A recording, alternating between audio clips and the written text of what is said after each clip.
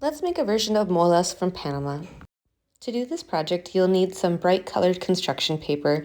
You can choose what colors, and they don't have to be full sheets of paper. Scraps are totally fine. I like to use a stencil just because freehand drawing is difficult, glue, scissors, and a pencil if you're going to trace your stencil. Otherwise, just to sketch out what you're drawing. To start this project, you're going to need to choose which color you want your animal to be, like the center focus of your project. If you're using a stencil, you can place the picture over the top of your construction paper. I'm not actually stenciling. What I'm going to do is I'm going to use the pencil without the lead pushed out, and I'm just going to push really hard over the outline of the animal. And if you worked with construction paper before, you know that it's going to leave this nice little indent. Now you're just going to cut out the animal that you chose. Make sure to keep those scraps as you're working because we'll use them later in our design. Now you're going to choose the next color for your next layer. I liked yellow because it's a good contrast pop of bright color, because remember, molas have lots and lots of vivid, vibrant, bright colors. You're going to place that animal on top, and you're just going to kind of trace around it, giving a little bit of space, kind of like a bubble outline of it.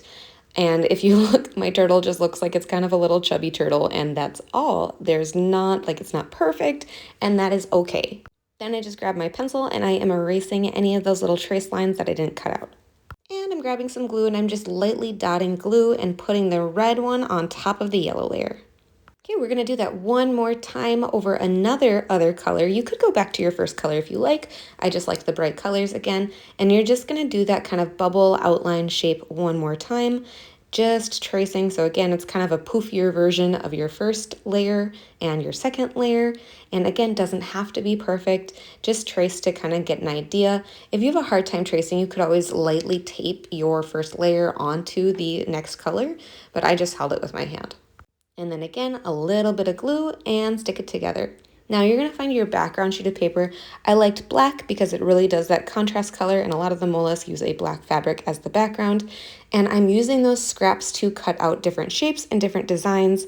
Something that I found really helpful is if you fold your construction paper back and forth, kind of like accordion style, you will get multiple shapes once you're all done, and then they will match. And that really helps with the kind of symmetry in the design that you see so often. And this part is really up to you. Remember that symmetry is a big part of this, as well as symbols and elements that you might see in nature. So for this example, I kind of took inspiration from waves and water, but again, it can be anything you'd like. Once you have your design laid out and you're happy with it, it's time to grab the glue. And again, we're just going to use little teeny tiny drops, especially if you have smaller or thinner pieces of paper. You don't want glue oozing all over. If you do, just grab a Kleenex or tissue, paper towel, your finger, wipe it off, no big deal. Just a reminder, if you haven't yet, you need to make sure you put your name on your piece of artwork just so that we can tell whose is whose. And when you're all done gluing, go ahead and find a spot for it to dry so it doesn't stick to anybody else's. But before you know it, you'll be all done and you've created your own version of a mola. Way to go!